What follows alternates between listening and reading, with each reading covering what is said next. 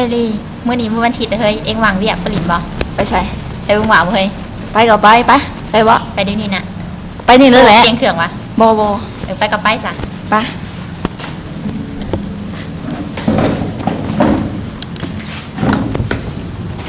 เฮ้ยก็บ่ใส่หมวกกันน็อกบ่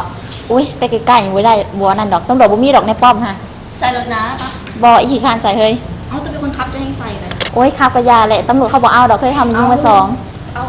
มันสิเอานะใส่บ่เขียบไปเฮ้ยไปข่าวไปจะไปสิคำก่อน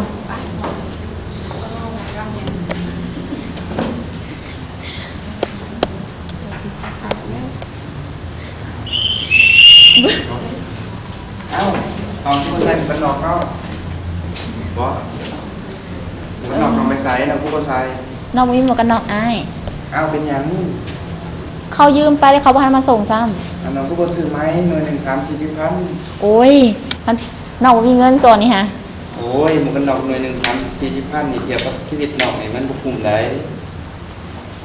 เอ็งบอกตัวแล้วให้ใส่กันน็อกโอ้ยเองก็นึกว่าสิว่าเป็นตำรวจพี่เนาะเอ้าน้องเห็นแบบนี้นี่ผิดกฎระเบียบได้อายออกไปตั้งให้น้องได้นี่โอ้ยอ้ายข้างเดียวหนึ่งพอเขียนใบสั่งพี่ก็ได้ตีไม่ได้แล้วน้องเห็นผิดกฎระเบียบจราจรนี่อายคือจะปล่อยน้องบ่ได้แล้วอายเห็นแบบนี้ก็เพื่อชีวิตน้องเอง โอ้ยข้างเดียวหนึ่งอ้ายขอใส่เสื้อเดียวเนาะบ่ได้ดอกหมวกกันน็อกยังมีค่าประชีวิตน้องหลายได้ถ้าน้องลดลงมาให้ได้แต่นายจะออกไปสั่งให้น้องเด้อหรือตักเตือนน้อยนึงเดี๋ยวหน้าบ่ให้เฮ็ดซะบ่ จ้าโดยนายให้ซื้อหมวกกันน็อกมาใส่มื้อนึงมันบ่แพงดอกโดย